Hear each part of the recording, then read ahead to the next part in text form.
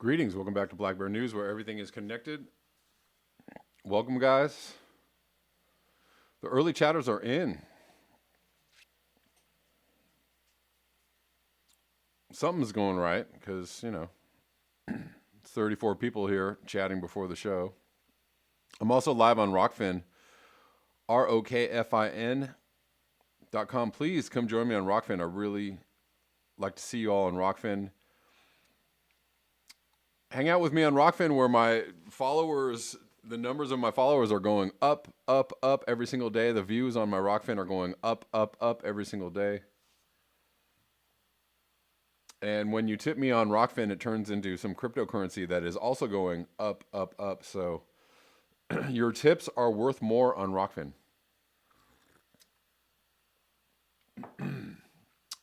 Anyways, greetings, guys.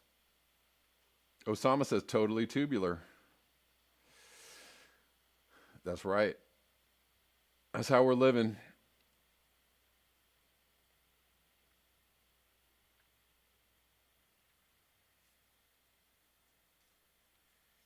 Don't thank me, thank Nancy, really. Well, anyways, thanks, Rich Diana. Yeah, I did not forget. I got to thank Rich Diana for being an ardent supporter, financial supporter of the show. Rich Diana has almost single-handedly been a huge part of keeping this channel afloat since the start of COVID. So thank you, Rich Diana. I really appreciate it. Totally tubular.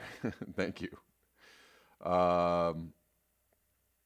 Creative Experiments asks, where did the intro music go? Well, it's kind of a long story. But if I play intro music, even if it's my own, YouTube gets all confused and tries to copyright strike me, and it's just a big headache. And I just, I'll probably have to create some other intro music that's just kind of, like not a song that I have out there on the internets that's being tracked by ASCAP and other collection agencies. So if I just make a little piece of music that's, not registered anywhere, then that might work better. But anyways, yeah, I would like to play the music up front. But I'm trying to get it sorted out with YouTube, and I haven't quite done it yet.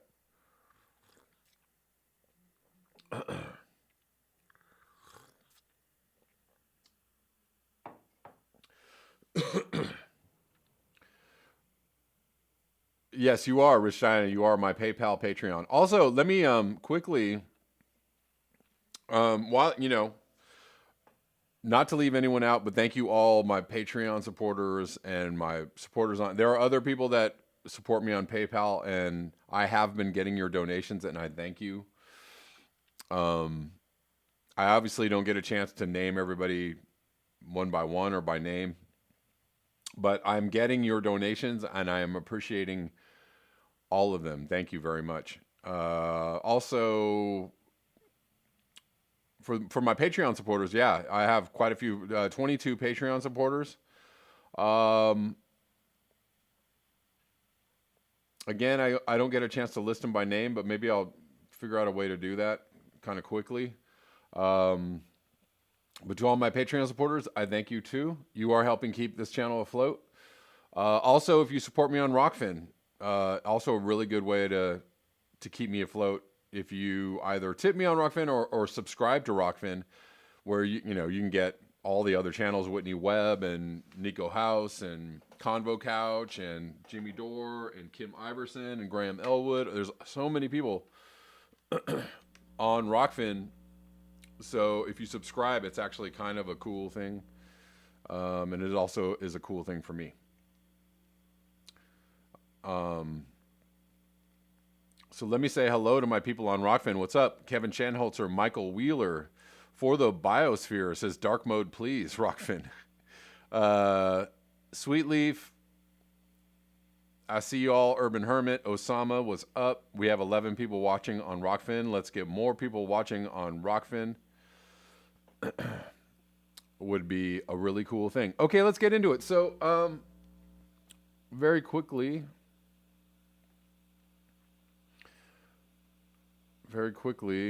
just wanted to show you a few interesting things, guys, before I get into talking about.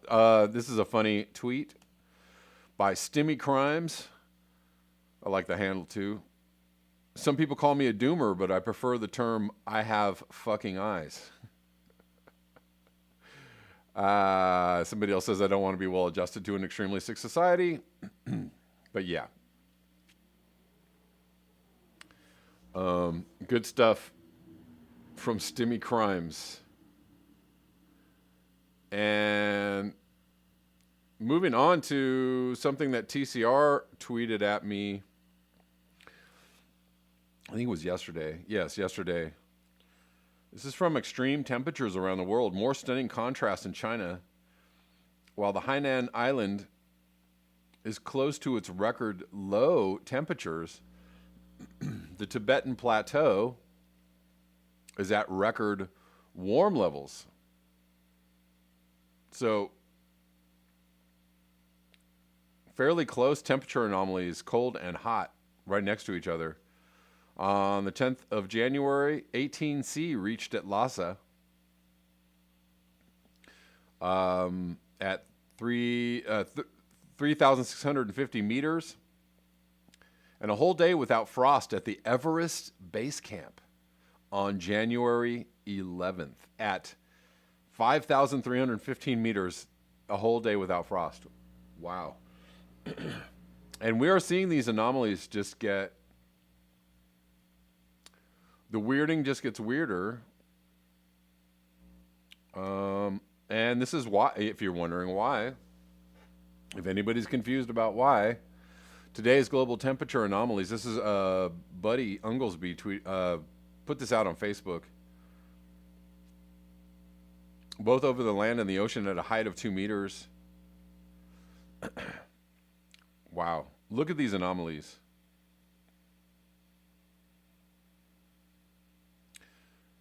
And of course, you know, for those who need an explanation, the anomaly, the warm air anomalies in the Arctic pushing out the cold air, making it extremely cold in southern places, or some places extremely arctically cold, and then the Arctic itself is way too hot. And so we have cold and heat extremes happening simultaneously in the middle of the winter. And we have a frostless day at the Everest Base Camp on January 11th. Oh yeah. Oh yeah. It's getting hot. Now we're cooking with gas. Literally. Andy the Gardener says, when does anomalous become normal again?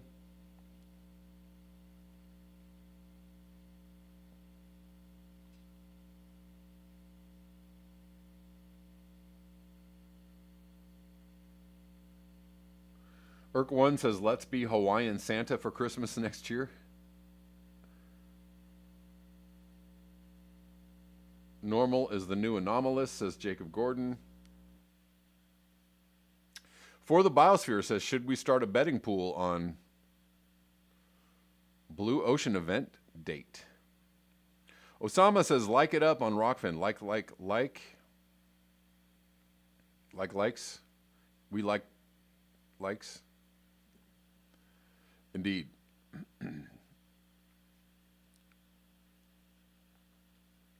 Lightning Rod says, BOE is happening now, bro. Yeah. Ask the Animal says, hi, Bears. I'm a little late. The title definitely caught my eye. Industrial healthcare is bad for the environment. Looking forward to this discussion. And that's kind of, so I wanted to have a discussion. Because Andy the Gardener yesterday, I was talking about Medicare for All, and Andy the Gardener said, Medicare for All is bad for the planet. And it was a fair point to make. I thought it was a fair point to make, and we talked about it a little bit yesterday. We talked about it a little bit yesterday, but I wanted to kind of go a little further into it and just explore the topic a little more. Healthcare industry. I think you guys can see this. Healthcare industry is a major source of harmful emissions. So, on some levels, or at current levels, let's just say, as it stands right now, healthcare is very bad for the environment because it is a major source of harmful emissions. This is from 2019, August 2nd. Climate change presents an unprecedented public health emergency. And then there's that. And the global healthcare sector is contributing to the worldwide crisis, argues Jody Sherman, MD, Associate Professor of Anesthesiology at the Yale School of Medicine, in a commentary published August 2nd in the Journal of the American Medical Association. The healthcare industry is responsible for responding to the many of the most dangerous effects of pollution and climate change, and yet it is a significant source of greenhouse gases and other deadly environmental emissions itself, said Sherman, who is also an associate professor of epidemiology and environmental health sciences at the Yale School of Public Health. We must act to reduce waste and prevent pollution, work that is crucial to protecting public health and improving patient safety, which is at the heart of everything we do.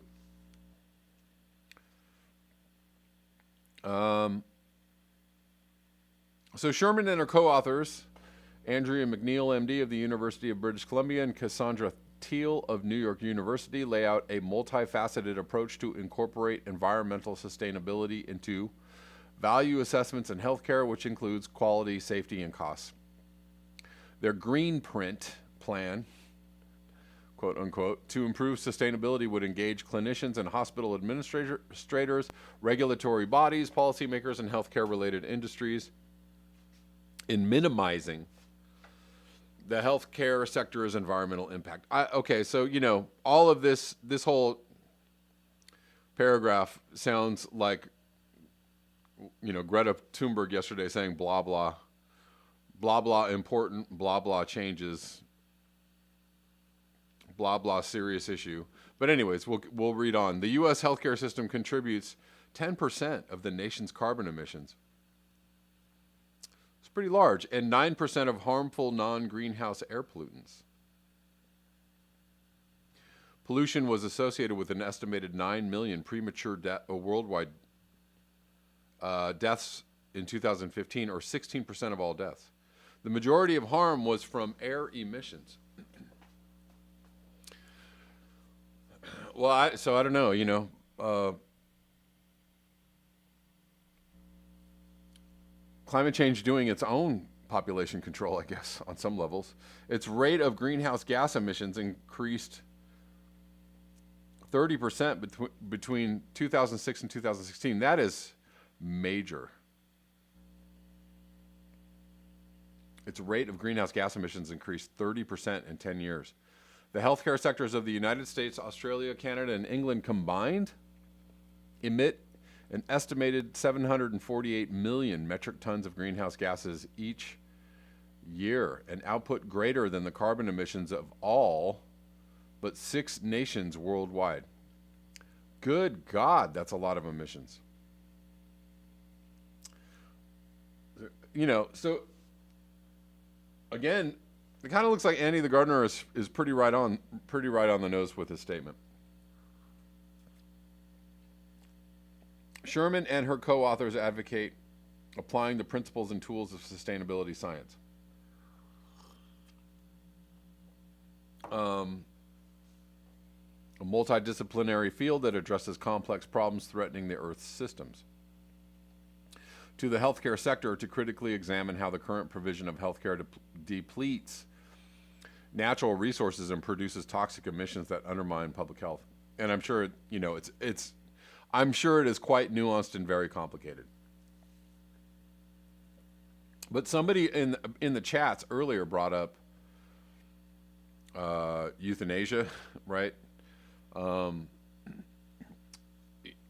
we're not saying euthanasia as in taking people out. We're saying if people want to go, they can go. or allowing people to unplug from life support systems if they are not, if there's no quality of life left. Which yeah. Um, and again, that gets into really icky, sticky conversations about um,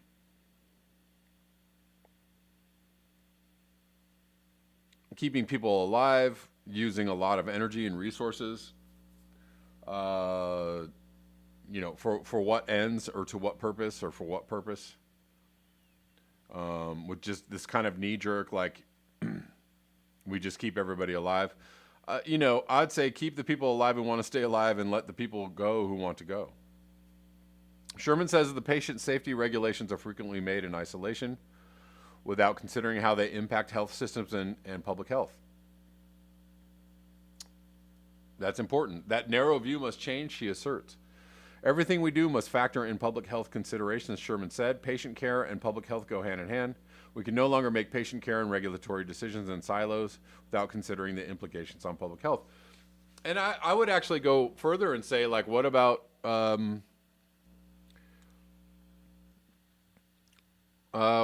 widespread embrace of natural health care instead of the toxic healthcare that we have, that's very predominant, right? A lot of the treatments and cures, quote unquote, for a lot of diseases are extremely toxic. Down to pharmaceuticals ending up in our water supplies and ending up in oceans. Right? So what if there was a major shift to more natural healthcare, a more of a natural healthcare system? Would that eliminate a lot of these emissions, or would that eliminate a lot of these toxins or poisons that we're pumping out into the biosphere? I would say yes. I am Sweetleaf. Prevention is everything. Duncan McCown, would alternative medicine be more ecologically sound?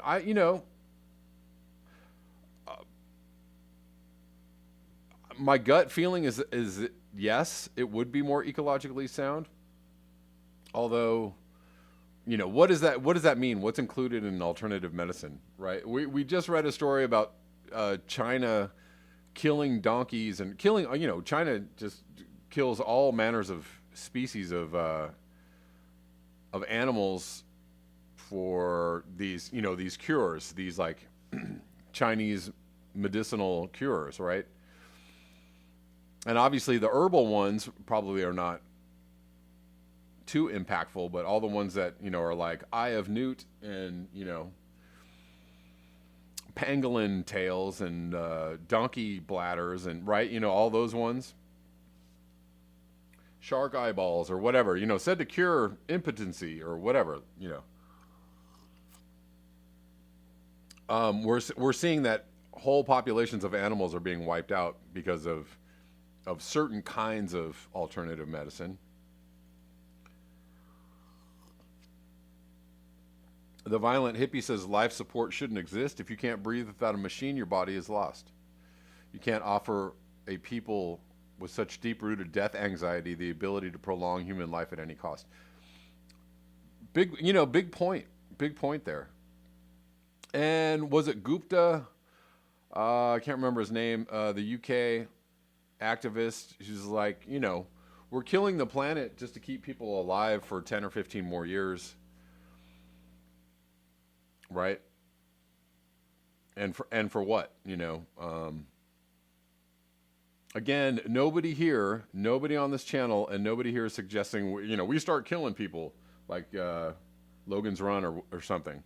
Nobody's saying there should be a expiration date on humans. But logical, thoughtful discussion around these subjects is warranted, and I think that we should have more of those discussions instead of this knee-jerk, like, we keep people alive at any cost, no matter the cost. Right. Duncan McCown, Chinese medicine has its flaws, wiping out rhinos. Right. Yeah. I mean, that kind of stuff is like not so good, especially when it's, available to anybody with money. Right. So, yeah, maybe these cures made sense when there were a few 100 million people on the planet or in China, but 1.5 billion people in China saying, I need some rhino horn. Not so good. It's definitely not so good for the animals. While Mashi says final directives are already a thing, yes, they are. You're right. You're right. But I mean, I think it's good to grapple with the. I think it's good to grapple with the. There is kind of a knee jerk like, let's just keep people going.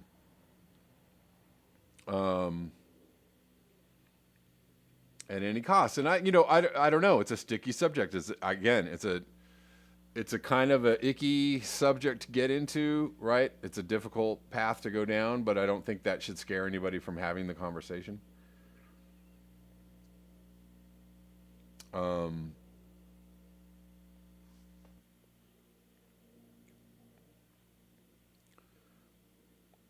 I mean, I want people to have long, happy, healthy lives. I want I want to have a long, healthy, happy life. I want my children to have long, healthy, happy lives. And again, we have to look at, with the advancement of medicine, with the advancement of the ability to keep people alive just through nutrition or awareness of health factors, right? So people are living longer because they're aware of health, because they are taking care of themselves, because they're being vegan, they're eating better foods, they're eating naturally, they're not eating crappy foods, right? So people are living longer because of attention to nutrition. There's nothing wrong with that, but if we're going to do that, we have to realize, or if we're going to live longer and bring more humans onto the planet, what's the cost of the biosphere? Like, that's just a logical step to go one more step. So maybe not so many humans don't bring so many humans onto the planet. I don't know.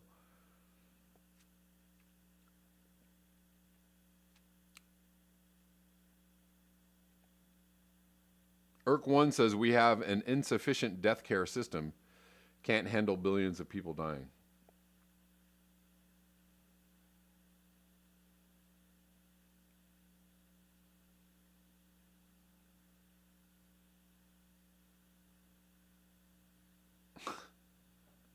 Osama says, what did Osama say?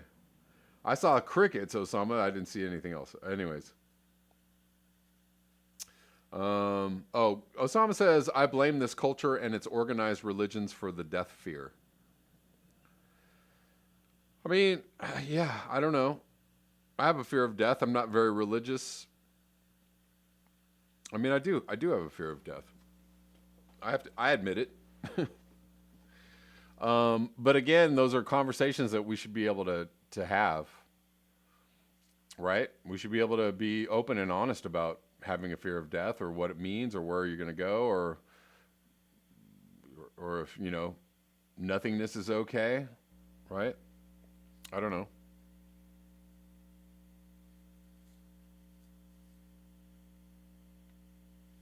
I'm Sweetleaf says some people want to leave and can't. A lady I know, Bernadette, had to on her own. She wanted help but couldn't find it. Euthanasia has its place, of course.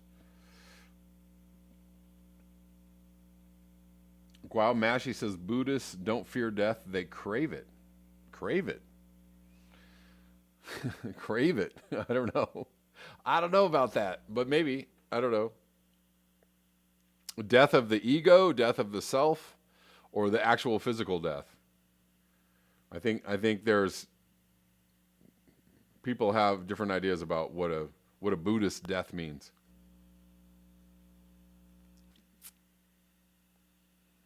For the biosphere says organized religion was the original psyop. Sure. Oceanic State, the truth is you come back, guys.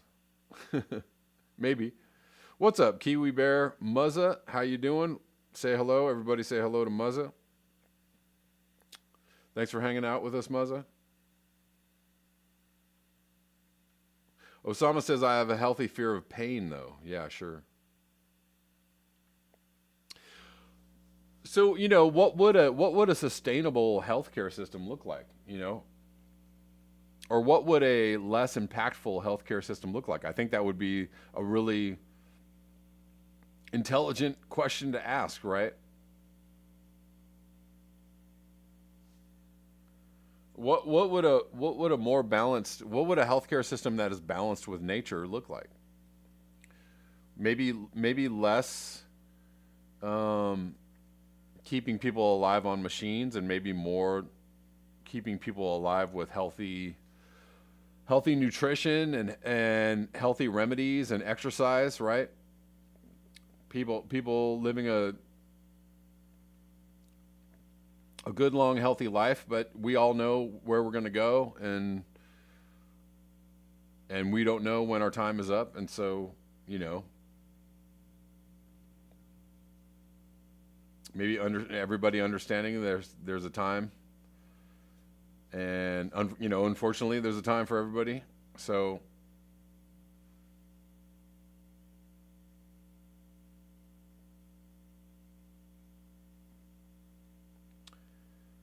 I'm Sweetleaf. Healthy would look like a healthy planet, right? And what about that too, right? So,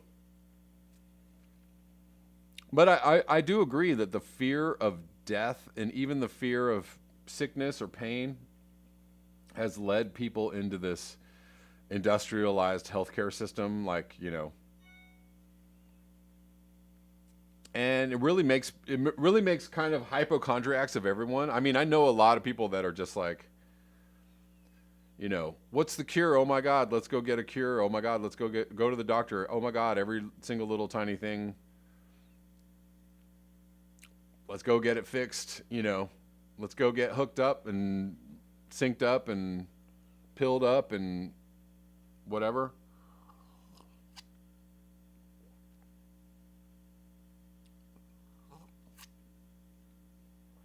And I'm not against getting healthy if you are sick. I'm not against fixing problems if you have health problems. I just feel like we can over prescribe and over diagnose, right? And that's a thing. That's a real thing. The healthcare system runs on people being sick, right? You make more money if people are sick. So if you overdiagnose something or overprescribe something, your kid's ADHD, your kid has asthma, your kid needs more vaccines. You might have diabetes. You might be pre-diabetes. You might, et cetera, et cetera, et cetera, right? You might be depressed. All these things that they're creating like new diseases to give you a cure for, right?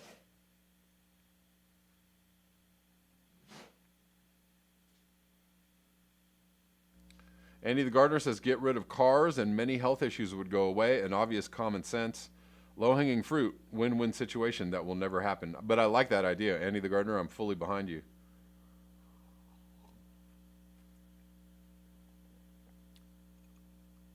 Right, Robert Arajo, if you live remotely, people always ask, what happens if you get hurt or sick? I don't know. The same thing that happens when you get hurt or sick anywhere else. Like, it's a crapshoot, right? You get hurt or sick, you either get better or you don't. I don't know.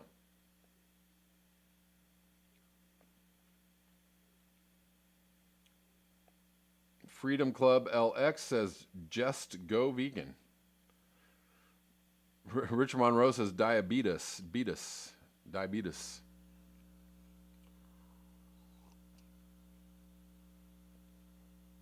The Violent Hippie says, what about fast food workers? No cars, no drive-through, and Big Macs. Right. And again, I saw somebody the other day saying silly stuff about, oh my God, we can't have Medicare for all because we'd lose jobs. Okay. Jobs. We need people to be sick. We need to, continue to make crap. We need people to buy crap because jobs. We need to destroy the planet because jobs. Sweetleaf says tons of plastic in pharmacy and medical, of course. I'm checking out Rockfin, guys.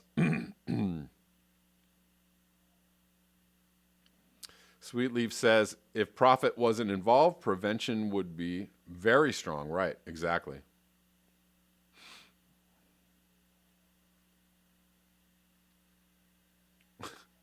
Kevin Shanholzer says, NAS predicted 9/11/2022 BOE. Okay. Quick question, guys. Do you think NAS should come back? I know a lot of people like NAS. I just didn't really like that. I really didn't like that statement.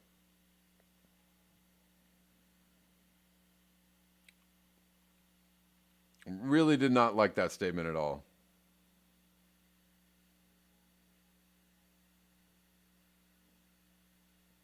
Scott Andrews said, I just had 2 Oreos. I'm very healthy.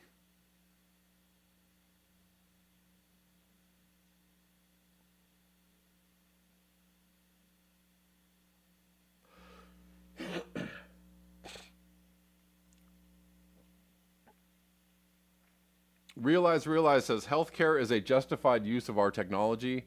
The smartphones, computers, cars, gadgets, not so much. Right. Well, and that, good point as well. For the biosphere, says Medicare for all would create many more jobs. I think so too. I agree with you. It's just that some jobs would go away and other jobs would be created. Right.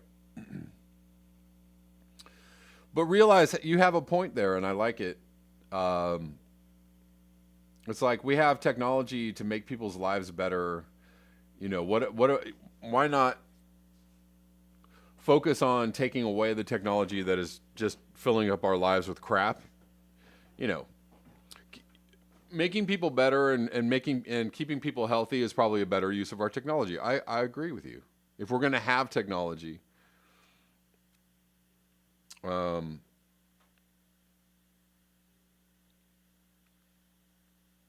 you missed the NAS drama? Oh, well. NAS is on probation. Maybe so. Yeah, Irk1, I'm thinking about it. I don't know. I might try and get NAS back if I can. I don't know. I just was really not cool with that. Sweet Leaf says, raise standard for quality of life for all. Gotta want clean air, clean dirt, clean water as priority. I agree. I totally. Yeah, I would say like if your society is moving towards living in balance with nature, living in a healthy way, living in a healthy balance with nature, and taking away the consumerism, the chemicals, the plastic, all of that, the emissions, the CO2, if you're taking that all out of people's lives, you're just going to live in a healthier world. You're not going to escape death. You're not going to escape sickness. But you're probably just going to create a better life experience for people, right? I still support Medicare for all. I just, would hope that. I also think that if we had Medicare for all, we'd have better conversations about what it is people need to do to live a healthy life, right? It wouldn't be as profit driven. It wouldn't be profit driven. So therefore, you'd get rid of a lot of the sickness of the healthcare system, right? So if you had something that wasn't profit driven, then you could start to have different conversations about what it is we really need.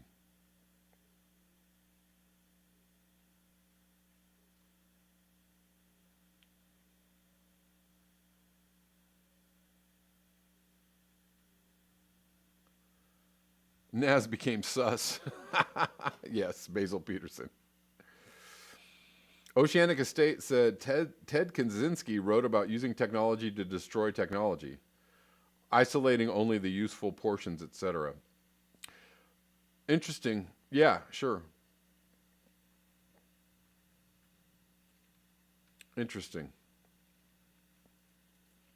Yeah, I mean, I actually think that we should keep some technology. I'm not like destroy all technology. I think we should all I think computers should absolutely stay.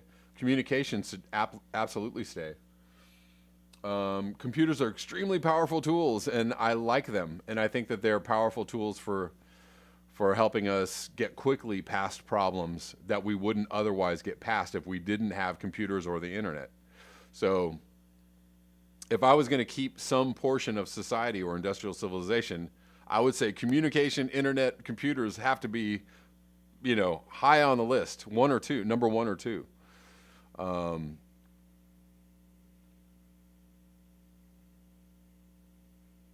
probably healthcare has to be somewhere up on that list too. Irk 1, yes, you got it. Awesome. Good to know. Okay, guys, let's move on. I want to cover something else before we go.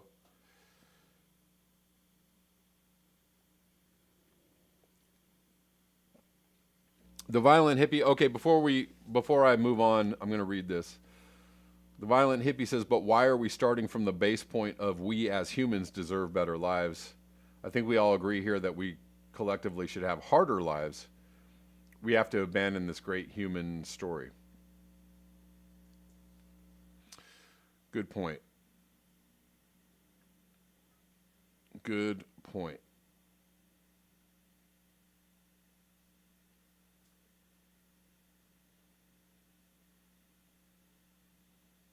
Kiwi Bear says, I think computers are freaky, but I love it so much. Yes.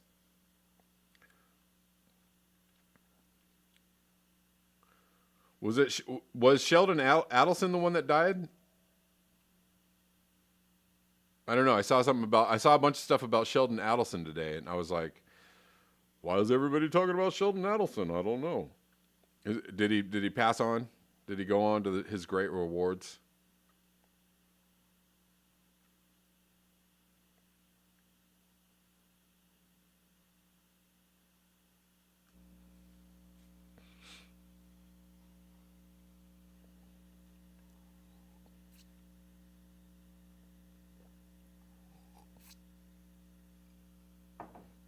Anyways, I do want to move on because I have to wrap up this video, guys.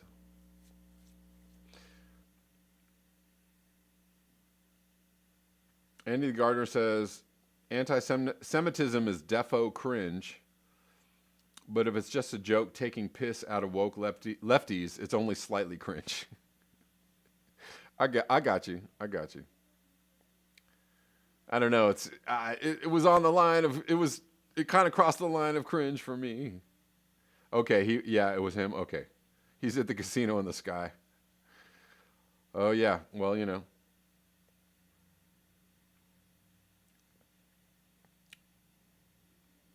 Yeah, so sad to see you go, Sheldon. Maybe not. All right. Want to move on. So somebody else, I want to address another question.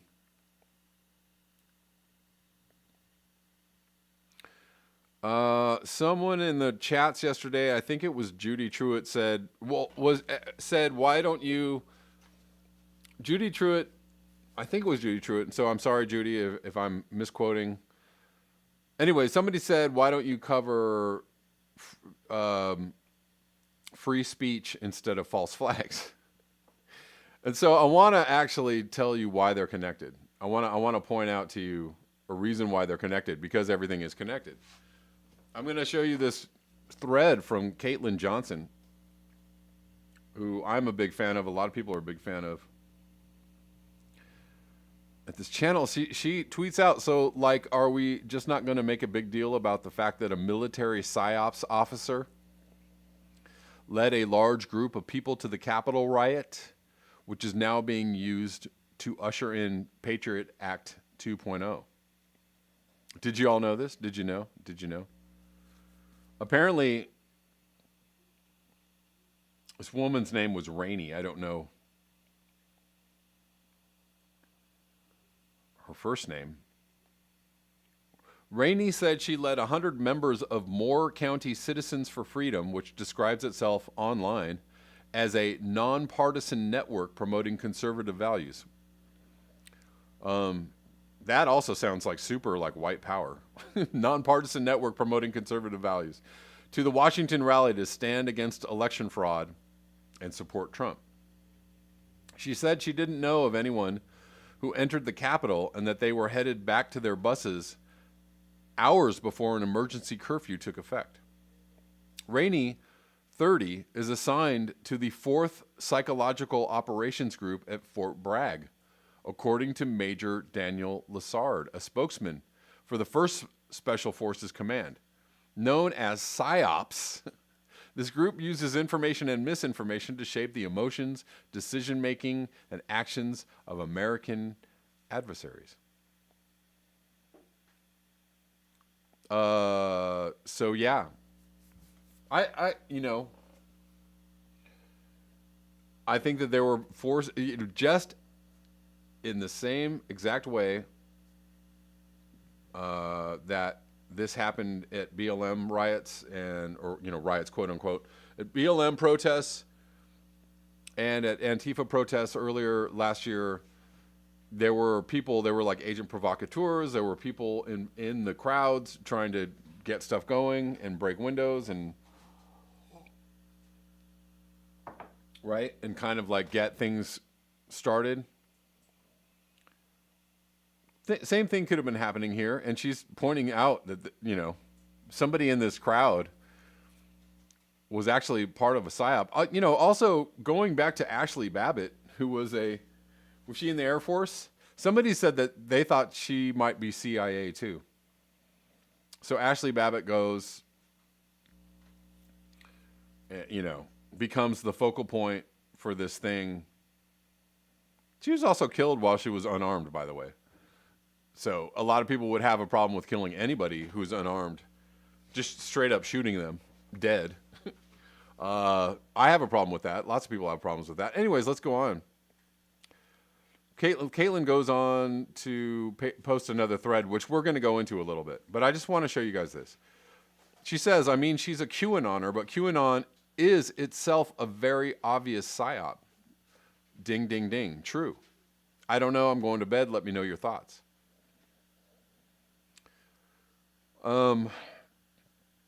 Anyway, somebody comes in and replies to her.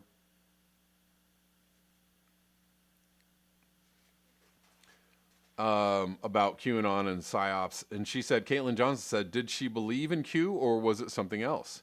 QAnon is itself an obvious psyop. Right, so what she's trying to say is you can, quote unquote, believe in Q and lead people, down a road. Right? Oh, I believe in Q. Come on, all you Q guys, right? But if you're part of the PSYOP, the psychological operation, leading people, like playing a Pied Piper role. I'm going to lead you guys down this road into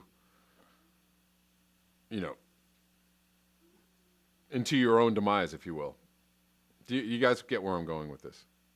But let's look at her other thread, which is really, really important. And I think did I read this one the other day? I can't even remember. The boot is coming down hard and fast. This is all happening just in time for the Biden administration, about which critics had already been voicing grave concerns regarding the future of internet censorship. Biden has announced plans to roll out new domestic terrorism laws in the wake of the Capitol Hill riot. Really? Mr. Biden has said he plans to make a priority of passing a law against domestic terrorism. Who's the domestic terrorism, though? That's the thing. Who decides who's a domestic terrorist? Who decides that? Is it people on social media? People on Twitter? Is it the people in power?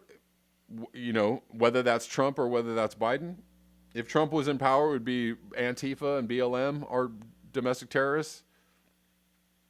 If Biden's in power, it's MAGAs or QAnons. Mr. Biden has, anyways, so yeah, he's planning to pass laws against domestic terror.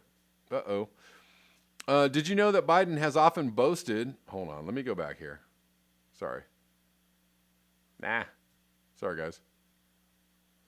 Did you know that Biden has often boasted about being the original author of the U.S. Patriot Act? So again, think about this. Think this through. We all know that the Patriot Act is bad. We know it's not a good thing for U.S. citizens, that it guts civil liberties and basic rights of citizens of the U.S. We know this. We know this is bad. But people out there are like, yeah, let's get these domestic terrorists. They're just not even thinking this all the way through to its logical conclusion. Some people aren't. Others are. Did you know that Biden has often boasted about being the original author of the U.S. Patriot Act? Too many occasions, Joe Biden took credit for writing the Patriot Act, and we already covered this, I think, yesterday. First draft of the Patriot Act was magically introduced 1 week after the 9/11 attacks. Legislators later admitted that they hadn't even had time to read it. Biden's bill was never put to a vote, but after 9/11, then Attorney General John Ashcroft reportedly credited his bill with the foundations of the USA Patriot Act. So Biden, he gets the credit. Anyways, we did cover this already. But, you know, the interesting thing I want to point out is that if you're trying to create, you know, a false flag is a situation where you create, you know, something that, whatever, problem, reaction, solution, right? You create a situation, an event that everybody is like, oh my God. And you're like, well, we'll save you. We'll pass this Patriot Act. We'll make sure this never happens again. We'll pass this Domestic Terror Act. You understand? One more thing I want to just point out. Glenn Greenwald, very smart person. There's absolutely a new war on terror being initiated. It's been lurking for a while, but it's accelerating now for obvious reasons. This new one is aimed inward, domestically. It entails many of the same frameworks.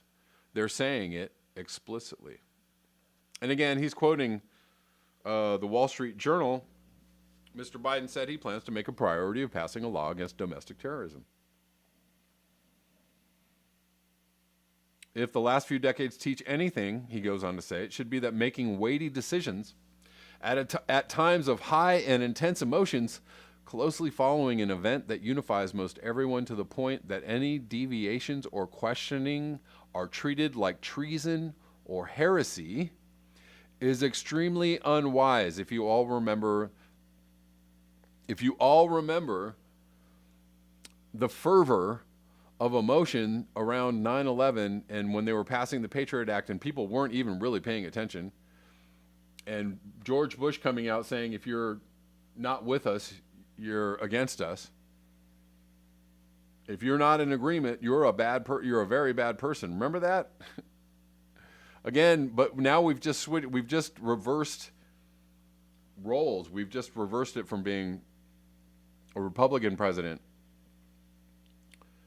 to a Democratic president or Democrat president.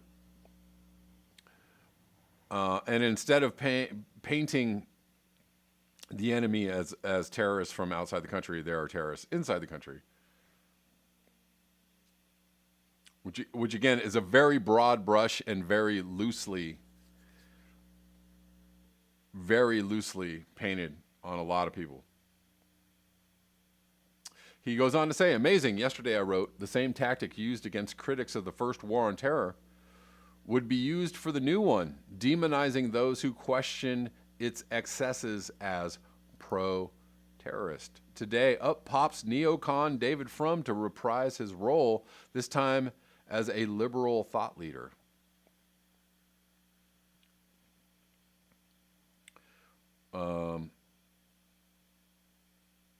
This is a good thread from Glenn Greenwald. So he says the day after a pro-Trump insurrectionist invaded the Capitol, apparently with a plan to lynch the Vice President of the United States. Come on now.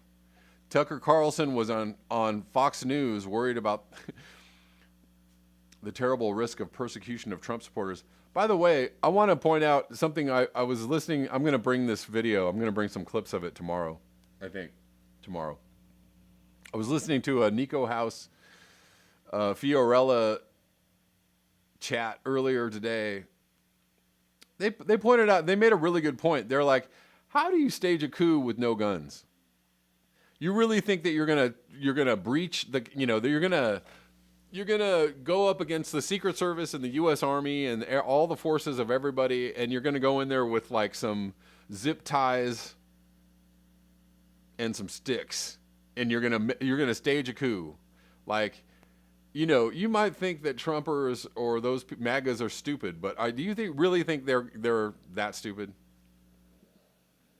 They're going to go in there with some sticks. And by the way, again, they were let in, so I don't know. Nobody really knows who or why organized all of that. You can make assumptions, but nobody is really certain. Similar concerns are being articulated by other hardline and softline pro-Trump voices. They lament that real victims of the attempted violent overthrow of a U.S. election will be. It was violent. I guess it was violent on some cases. Yes, some people died.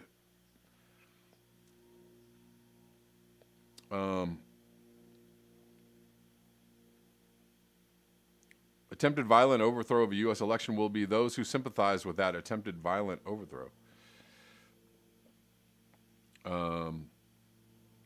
There's also some. I really want to bring a couple of clips of that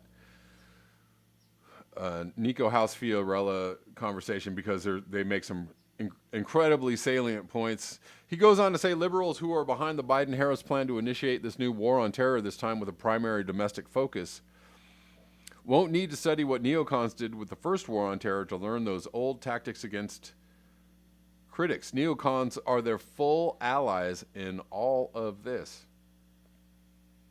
Neolibs, neocons, they're all the same.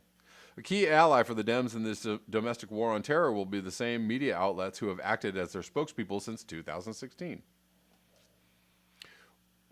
They were their spokespeople, the spokespeople for George Bush. Remember when, weapons of mass destruction, we've got to go in there. Oh my God, these terrorists, they did this to our country. Oh, how, we got to go get them. We got to go to Afghanistan. We got to go to, and, years later when everything came out and all that was found to be a crock of shit, did anybody, oopsie, we killed 1 million people. Oopsie. We wasted trillions of dollars on these wars. Oopsie. We don't even know what we're doing there. Oopsie. Sorry, guys. CNN employs a former conservative, Olive Darcy, whose main function in life is to demand censorship on behalf of Dems.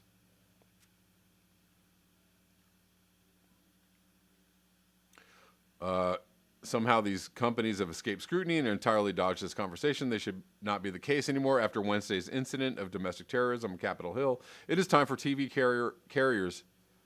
It is time TV carriers face questions for lending their platforms to dishonest companies that profit off of disinformation and conspiracy theories. Oh my God. Because CNN never does that.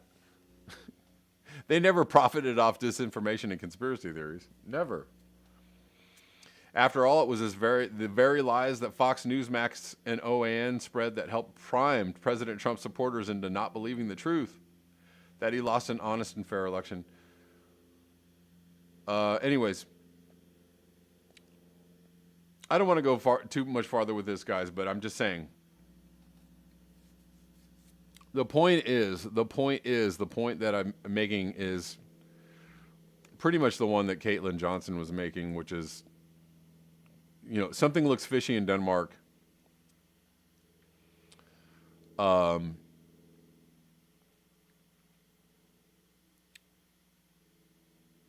And Gene, I actually have the reason why I want to bring that Fiorella conversation and do a little reaction to it is because she actually was there at the rally, at the march, and she said she saw something different going on than they were reporting. Anyways.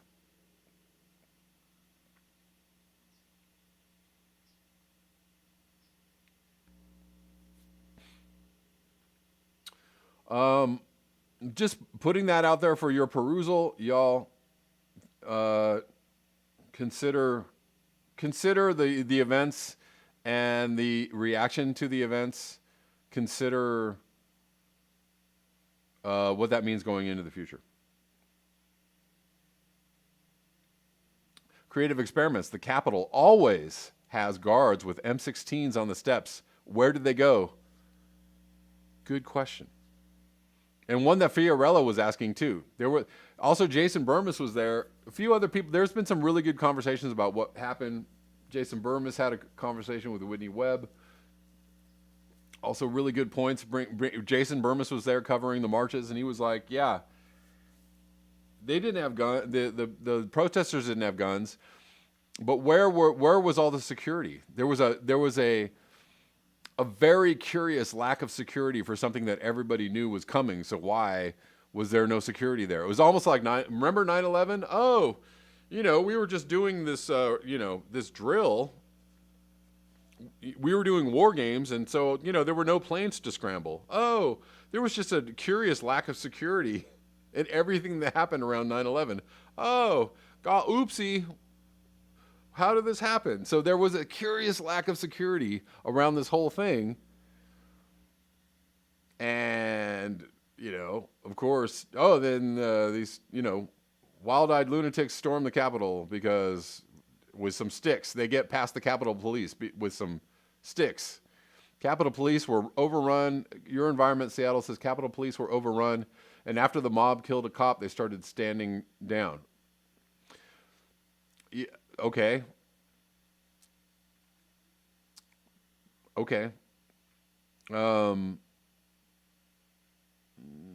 There was a video of a person there with an automatic rifle right next to her. Yeah, that was somebody who was a policeman. That wasn't just a random person with an automatic rifle. I saw that video. Gene asked, Kevin, are you concerned with fascism in the United States from these right-wing groups and neo-lib groups? And neo-lib groups. Well, the thing is you have to really wonder who. Listen, I'm just gonna ask you a question, and whatever. I just want to hear the answer though, from anybody.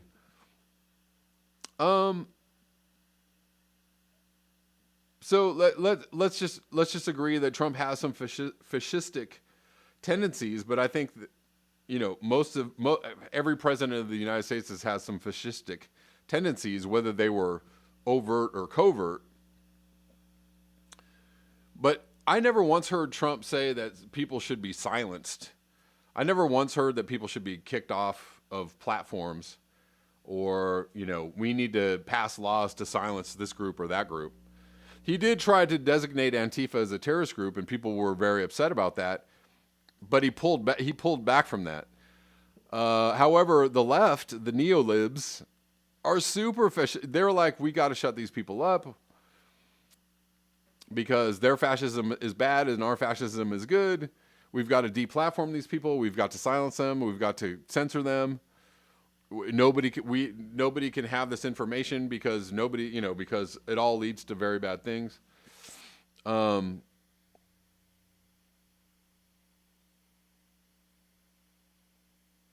So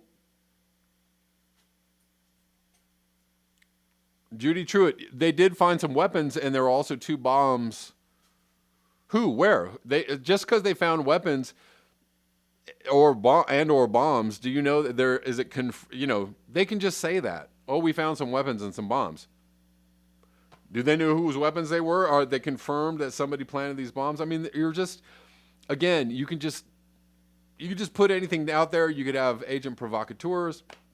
If I remember correctly, during the BLM protests, I showed a video of somebody said the cops had put out bricks. There were like stacks of bricks out in the streets, and they were like, how did they get here? Did the BLM protesters just come out here early and just say, we're going to set up our piles of bricks so we can throw them through windows? Somebody was like, what the hell is going on? There's like piles of, stacks of bricks put out here. So what? So people could have bricks to throw? Like, it was just very bizarre. So just a news story about we found some bombs. I mean, what does that mean? You can, they can say anything. There were some Russian bounties put on the troops in Afghanistan. Was there any confirmation of that? No. They were just like inside sources, anonymous inside sources. We're just blah, blah, blah. Anonymous source, anonymous source, anonymous source. That, like, anybody can say anything. That doesn't necessarily mean that it's true. Yes, Gene, exactly. That's why you included neolibs as I mean, I don't know. You tell me. The people that want to shut people up or make pass laws against certain people. Who are the fascists? Who are the fascists? I just ask. I just put that out there. Who do you think the fascists are? Your environment. Seattle says Trump can make a Mastodon account like the rest of us. Mastodon. I don't even know what that is. I'm sorry that I don't even know what that is.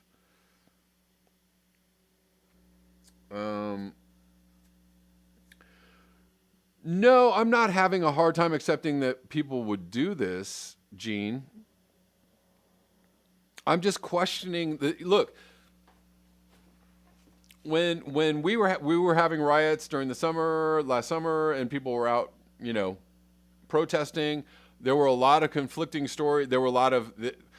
Here's another thing that somebody brought up today that I heard. They were like, where were the anti-protesters? Where was Antifa? Where was BLM? They knew this was going to happen. There were a whole bunch of Trumpers out there. At every single protest, there's anti-protesters. At all the BLM protesters, there were like MAGAs out there. There were other people Trumpers out there. And every time there's a MAGA rally, there are Antifa, there are BLMs to counter protest. And it was Fiorella that said this. She was like, where were the Antifas? Where were the BLMs?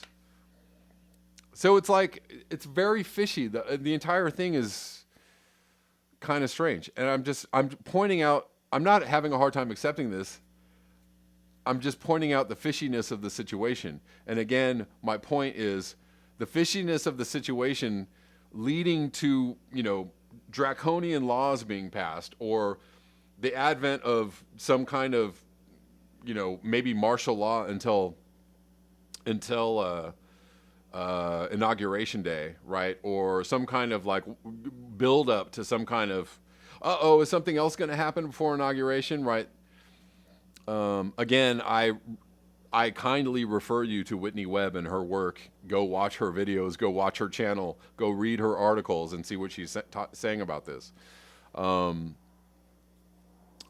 I'm just presenting these ideas, not ideas, but the situation as is. It looks fishy. Weird things are going on. People were allowed to breach the Capitol, and then there were, you open the gates for people to run in, and they're like, they're violent people taking over, trying to stage a coup, right? Does that look weird to you? Here, guys, come on in. Oh my God, they're violent people trying to stage a coup, right? Like, almost looks like entrapment to me on some level. Or, you just let people walk into the Capitol, and then you're like, we found somebody with zip ties. They were going to take people hostage. But we opened the gates for them. I showed you that video. It didn't look like anybody was really like, they weren't like, striking the officers with sticks. They were just standing there going, no, no, no. And the officers are like, they open the gates and they're like, come on in. So like, okay, that looks like some real resistance there. And that looks very violent from the other side. So I don't know. I don't know. It all looks really fishy. Kuro Hike says, I saw a guy with tannerite on his person and a gun. Okay. That's cool. Look, I'm trying to like present evidence. I'm trying to get evidence. I'm trying to, have a conversation about it. That's what I'm trying to do. Salt Licker says, Russiagate, indeed. Ask the Animal says, watching various groups fight to control the fascism. Bombs are not a false flag, but if you say there were bombs, but you don't have any evidence of the bombs, did we have pictures of the bombs? Do we have video of the guys finding the bombs? It was just an article. Somebody said some bombs were found. Can we get some confirmation? That's all you need. Oh, somebody said they found some bombs. Okay, all right. The guy with the zip ties was carrying explosives. All right.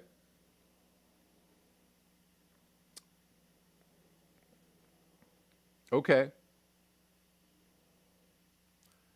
Anthony Davis says they went in to kill, according to FBI sources. No fake news here. Okay. Kiro Hikes, cops are also Trumpers. That's, I'll give you that one. I'll give you that one. I got to give you that one. You trust the FBI as a source, says Guaumashi, right? Yeah, I don't know.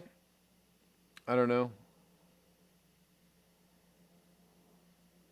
For the Biosphere says Capitol Hill Gate, right? You're right. I mean, Keith Hayes. So I saw no XR flags. I saw no Greta T-shirts. No, unfortunately, nobody was, rioting at the Capitol to get some climate change action. Unfortunately, that wasn't what was going down. And you're right.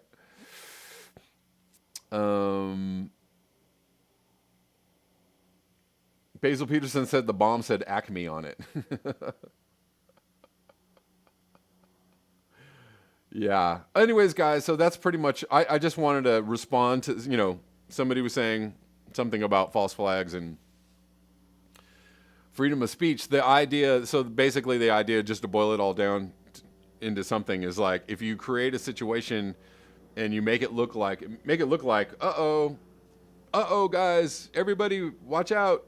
And then you create a pretense for the reaction being, we're going to censor all these accounts. We're going to take down all these accounts off social media. We're going to just start censoring, anything and everybody just because they have a hint of terrorism or a hint of, collusion with Trump, right? And you create these domestic terror, right? You understand what I'm saying? The reaction is the point. The point is not the actual thing that happened. The point is the reaction. And then you make it more difficult, like Nico House said yesterday. You make it more difficult. Let's say you get a Bernie Sanders in office. Let's say you get somebody who's organizing for something that we want: climate change, Medicare for all, freedom of speech, et cetera, et cetera. Oh, you guys are organizing. You're inciting violence. We have domestic terror laws on the books. You can't do that anymore. That's all. That's all I'm trying to say.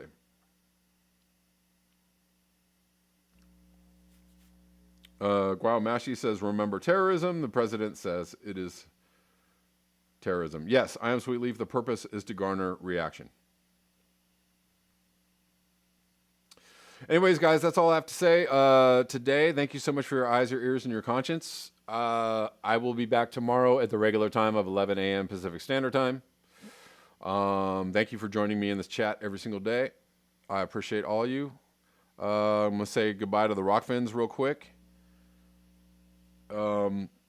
Sweet Leafs is over here. Obama.